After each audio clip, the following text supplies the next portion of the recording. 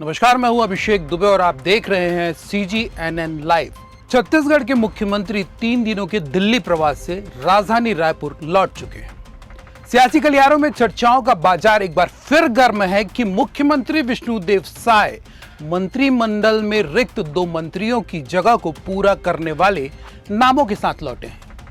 स्वामी विवेकानंद हवाई अड्डे पर मीडिया ने उन दोनों नामों को जाहिर करवाने की पुरजोर कोशिश तो की, लेकिन मुख्यमंत्री विष्णुदेव साय एक सधे हुए राजनीतिज्ञ की तरह यह कहते हुए साफ गोई से बच निकले कि मंत्रिमंडल का विस्तार जल्द हो जाएगा। अभी दिल्ली प्रवास था और आज ही लौट रहे हैं और इस दौरान हमारे देश के यशस्वी प्रधानमंत्री आदरणीय श्री नरेंद्र मोदी जी से मुलाकात हुई। इंतजार करिए, बहुत जल्दी होगा। छत्तीसगढ़ सरकार में मुख्यमंत्री के अलावा 12 मंत्रियों की नियुक्ति का प्रावधान है। प्रदेश के चौथे और सरकार के 6वें मुख्यमंत्री के तौर पर विष्णुदेव साय ने 13 दिसंबर 2023 को शपथ ली थी। उनके साथ 11 मंत्रियों ने भी शपथ ली थी, लेकिन प्रदेश के वरिष्ठ और कद्दावर मंत्री बृजमोहन अग्रवाल रायपुर संसदीय सीट जीतकर अब लोकसभा पहुंच चुके हैं।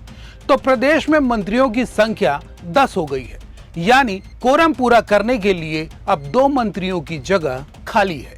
छत्तीसगढ़ की सत्ता में भाजपा चौथी बार काबिज हुई है। सरकार बनते ही चर्चा इस बात की थी कि इस बार प्रदेश में सरकार का कोरम 13 की बजाय 14 का होगा, लेकिन हकीकत यह है कि छत्तीसगढ़ में सरकार का कोरम ही पूरा नहीं हो पाया है। शपथ ग्रहण में केवल 11 नामों को शामिल किया गया, जिन्हें मंत्री पद की शपथ दिलाई गई। इसके बाद लोकसभा चुनाव में प्रदेश के सबसे वरिष्ठ मंत्री बृजमोहन अग्रवाल को उतार दिया गया।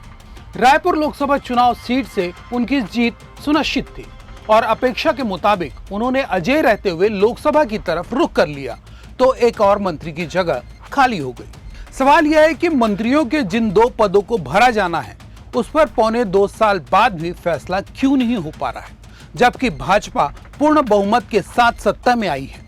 प्रदेश में जिन विधायकों ने जीत दर्ज की है, उनमें वरिष्ठ विधायक भी शामिल हैं, जिनमें अमर अग्रवाल, अजय चंद्राकर, राजेश मूणत जैसे नाम हैं। ये सभी ऐसे नाम हैं जिन्होंने डॉक्टर रमन सरकार में 3 कार्यकाल पूरे किए हैं। सदन में वरिष्ठ होने के साथ ही इनके पास 15 सालों का अनुभव भी है, जिसकी विष्णुदेव सरकार को वास्तव में जरूरत भी है।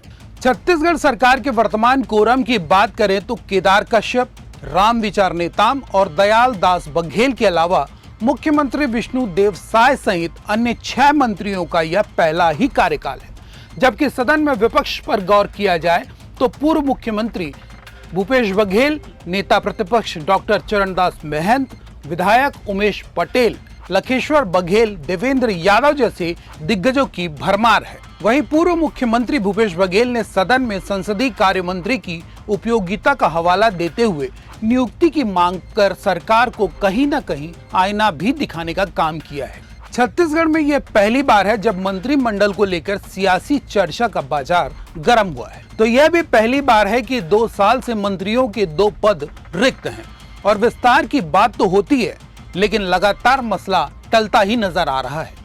विभागीय जिम्मेदारियां मुख्यमंत्री के पास होने की वजह से प्रदेश के लोगों को भी दिक्कतों का सामना करना पड़ रहा है।